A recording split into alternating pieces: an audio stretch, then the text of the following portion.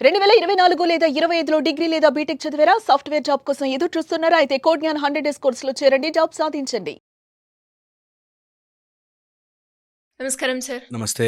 Sir కొందరుంటారు మన లైఫ్‌లో. అది ఎక్కడైనా అంటే అత్తవారింట్లో అయినా, అమ్మవారింట్లో అయినా, లేదంటే ఆఫీస్‌లో అయినా.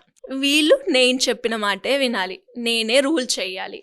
అలా అనుకోని కొన్ని సీనియర్ పొజిషన్‌లో ఉండి కూడా అంటే పక్కన వాళ్ళు నాకు తెలుసని వాళ్ళకి చెప్పి నా మాట వినలేదనుకోండి, పక్కన వాళ్ళకి చెప్పి వాళ్ళకి కావాల్సిన వర్క్ చేయించుకుంటారు. అలా కనుక చేయకపోతే వాళ్ళకి తెలిసిన వాళ్ళందరి చేత ఇన్‌ఫ్లుయెన్స్ చేసి ఆ అమ్మాయికి ఏదో ఒక రకంగా ఖచ్చితంగా చేయించుకుంటారు. ఇలా డామినేటింగ్ క్యారెక్టర్స్ మనం చూస్తూ ఉంటాం. యాహ్! వీళ్ళని ఎలా హ్యాండిల్ చేయాలి? డామినేటింగ్ పీపుల్‌ని చాలా తెలివిగా హ్యాండిల్ చేయాలి. అండ్ డామినేటింగ్ పీపుల్‌కి స్టాండ్ తీసుకున్న వాళ్ళని డిస్టర్బ్ చేయరు. గుర్తుపెట్టుకో ఇది మాట. ఎవరైతే మనని డామినేట్ చేయాలని ట్రై చేస్తున్నారో, నువ్వు ఫస్ట్, సెకండ్, థర్డ్ టైమ్‌లో నువ్వు గనక డామినేట్ అయిపోయావంటే ఇరుక్కుపోయావు. సో, ఇనీషియల్‌గానే నీ స్టాండ్ క్లియర్‌గా ఉండాలి. ఓకే. అన్నెసరీ వాటికి పట్టించుకోవద్దు. బట్ సమ్ థింగ్స్ నీది అనే బౌండరీ గీసుకుంటే you should stand there. I అనేది ఇలాంటి వాళ్ళ దగ్గర చాలా గట్టిగా ఉండాలి. నాకు ఇది ఇష్టం. ఓకే. ఎప్పుడైనా డామినేటింగ్ వాళ్ళని ఫేస్ చేయాలంటే నీ boundary you should be clear. నువ్వు ఏదైనా చెయ్యి, ఇది నేను నీకోసం మారేది లేదు అనేది స్టాండ్ చేయగానే నమ్ము మారిపోతారు. మనం రన్ చేస్తుంటే మన వెనక కుక్క వస్తుంది, మనం హట్ అని తిరిగామంటే ఆగిపోతుంది. ఇదే సేమ్ డామినేటింగ్ మెంటాలిటీకి ఉన్నది. వాడు ఫస్ట్ ముందు అరిచి భయపెడతాడు. అరిచే కుక్క కరవదు అంటారు చూసారా, అట్లాగా డామినేట్ చేసి భయపెడతాడు. వెంటనే సెకండ్ టైంకి అయ్యయ్యో అవునా నువ్వు ఎంత మంచిదానివి, నేను డామినేట్ చేయనులే అని ఆపరు. డామినేట్ చేసేవాళ్ళు, ట్రై చేసేవాళ్ళు 1-2 సార్లు నువ్వు ఏదైనా ఉల్టా చేస్తే కౌంటర్ చేస్తారు. But stand strong there. నేను ఎప్పుడు చెప్తుంటాను, ఇంట్లో వైఫ్ అండ్ హస్బెండ్ మధ్యలో వచ్చి ఒకరైనా డామినేట్ చేస్తుంటే డామినేషన్ని నువ్వు అలౌ చేయొద్దు. పోన్లే కదా అని వదిలేసా, పోన్లే కదా వదలొద్దు. పోనీలే అన్నది ఉండదు కొన్ని చోట్ల దిస్ ఈజ్ మై రూల్. నేను ఒక సింపుల్ పాయింట్ చెప్తాను. ఎప్పుడైనా నీ అమ్మా నాన్నని తిట్టారనుకో, no matter what I will stand strong there కదా. Yes. నాకు క్లియర్గా తెలుసు ఆ విషయం. అలాగా నేను కొన్ని విషయాలలో నేను బెండ్ అవ్వను. నువ్వు ఏదైనా చెయ్యి, వాట్ ఎవర్ ఇట్ ఈస్, నీకు ఏం కావాలన్నా okay, but few points I like it, I will do this way only అని ఎప్పుడైతే మనం స్టాండ్ తీసుకుంటామో డామినేట్ పర్సన్ తగ్గడం స్టార్ట్ అవుతుంది. Second, only personal success and growth. ఎలాంటి డామినేట్ చేసేవాడైనా సరే నువ్వు పర్సనల్గా ఇలా ఎదుగుతుంటే యూ విల్ గ్రో. థర్డ్, చాలా మటుకు 99% of dominating people, okay, 99% of dominating people ఎవరిదో అండ చూసుకుని డామినేట్ చేస్తారు. ట్రూ. ఎవరిదో అండ చూసుకుని డామినేట్ చేస్తారు. ఫస్ట్ గుర్తుపెట్టుకోవాల్సి అంటే నిజంగా వాళ్ళకి ఆ అండ ఉందో లేదో మనకు తెలియదు. మనం ఇమాజిన్ చేసుకుంటాం, ఆయన బాస్కి చాలా క్లోజ్ అండి అని. క్లోజ్ అంటే ఒళ్ళో కూర్చుంటారు, ఏం లేదుగా, కానీ అట్లా ఉంటుంది వాళ్ళకి. అలా దట్టు చాలా క్లోజ్ అండి, వాళ్ళు అసలు బాస్ ఏం చెప్తే అది అలా ఉండదు.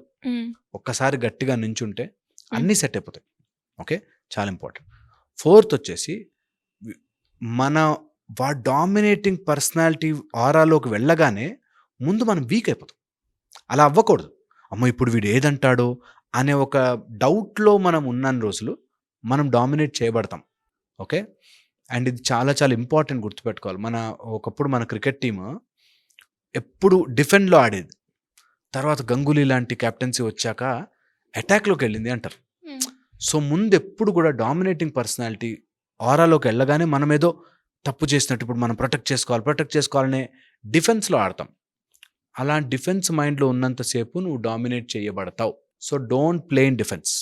ఏం కాదు, ఏదైనా వస్తే ఫేస్ చేస్తా అనే ధైర్యం తెచ్చుకోవాలి. అండ్ ఎప్పుడు డామినేట్ చేయబడేవాడు ఓకే సబ్జెక్ట్లో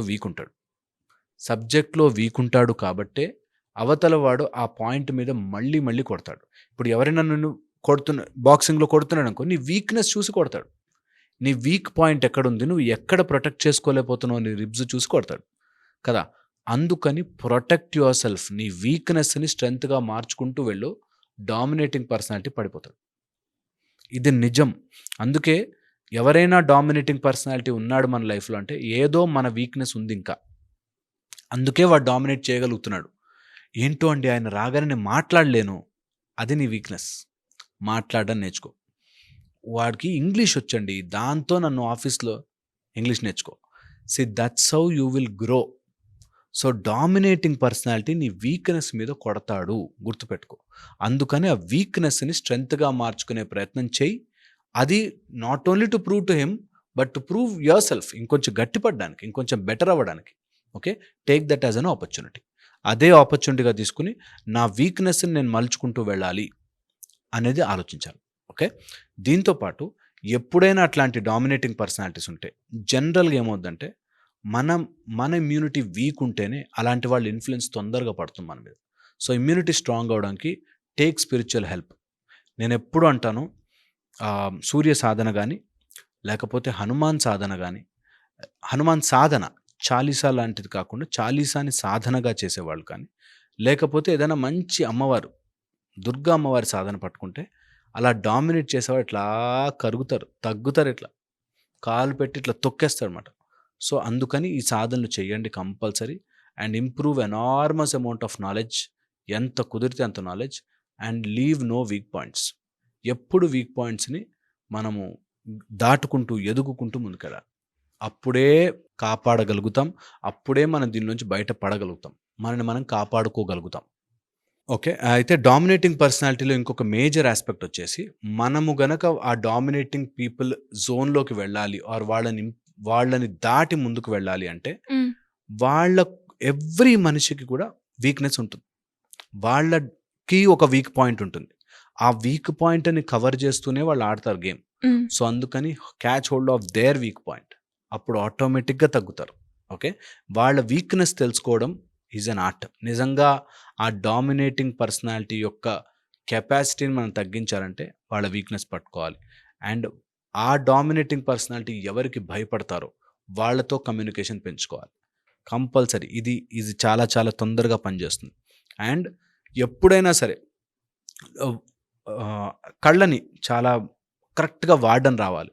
ఎప్పుడైనా ఎవరైనా మన గురించి తప్పుగా మాట్లాడుతున్నప్పుడు look in to their eyes. Okay, వాళ్ళ కళ్ళలోకి చూసి మాట్లాడడం, వాళ్ళు అన్నది రిపీట్ చేయించడం, ఏమన్నావు మళ్ళీ చెప్పు అని అనిపించడం. ఓకే, చాలా చాలా ఇంపార్టెంట్.